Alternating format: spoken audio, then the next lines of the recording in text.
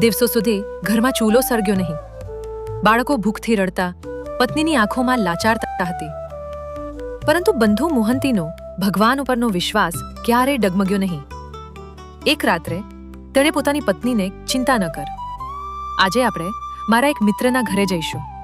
તે બહુ દયાળુ છે, આપણને ભૂખ્યા નહીં રાખે.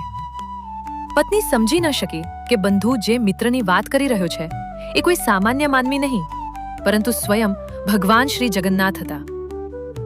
રાત્રે આખો પરિવાર થાકીને જમીન પર સૂઈ ગયો. અચાનક એક દિવ્ય તેજ સાથે એક બ્રાહ્મણ રૂપે ભગવાન શ્રી જગન્નાથ ત્યાં પ્રગટ થયા.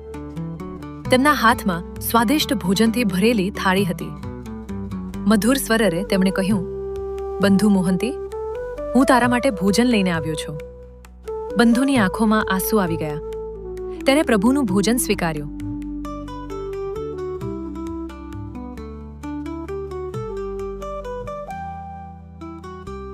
પત્ની અને બાળકોને જગાડ્યા. ઘણા દિવસો પછી આખો પરિવાર તૃપ્ત થઈને ભોજન કરી શક્યો. સવાર થતા પુરીના શ્રી જગન્નાથ મંદિરનો ભંડાર ખુલ્યો. પૂજારીઓ ચોંકી ગયા.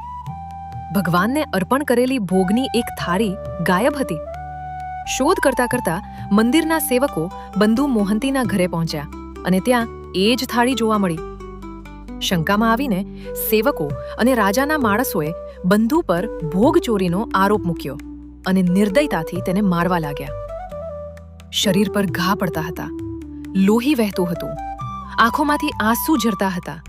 પરંતુ બંધુ મોહંતીના હોઠ પરથી ફક્ત એક જ શબ્દ નીકળતો રહ્યો, જય જગન્નાથ, જય જગન્નાથ. આ દ્રશ્ય જોઈને સ્વયં ભગવાન શ્રી જગન્નાથનું હૃદય વ્યથિત થઈ ગયું. તેમના દિવ્ય નેત્રોમાંથી આંસુ વહેવા લાગ્યા. તે જ રાત્રે ભગવાન પુરીના મહારાજા પ્રતાપ રુદ્રદેવને સ્વપ્નમાં પ્રગટ થયા અને કહ્યું, બંધુ મોહંતી મારો ભક્ત નથી, મારો મિત્ર છે. તેને અપમાન નહીં, સન્માન મળવું જોઈએ. સવાર થતાં જ રાજા તાત્કાલિક ત્યાં પહોંચ્યા.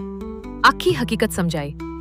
રાજાએ બંધુ મોહંતીના ચરણોમાં માથું નમાવ્યું, ક્ષમા માંગી અને જાહેર કર્યું કે આ ભક્ત અને તેનું પરિવાર હંમેશા શ્રી જગન્નાથ મંદિરમાં સેવા કરે છે અને આ કથા ભક્તિ, વિશ્વાસ અને ઈશ્વરની કરુણાનું જીવતું ઉદાહરણ બની રહી છે.